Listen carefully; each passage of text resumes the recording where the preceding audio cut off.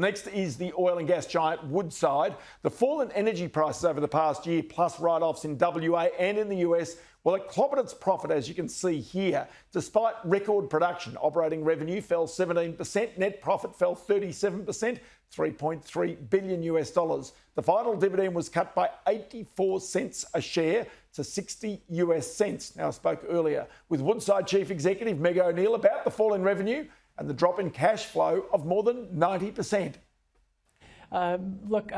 The crystal ball game is a difficult one to predict. I would suggest that 2023 is more representative of the long term. But the reality is we've got geopolitical question marks continuing. You know, we've got war in the Middle East.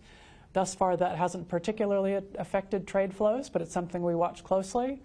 We've got an election in the US. The US economy is still a very significant contributor. The Chinese economy is significant. So we'll be watching those three factors to see what that means for energy demand and energy pricing. And that full interview with Meg O'Neill will be on Business Weekend this Sunday, 11 a.m.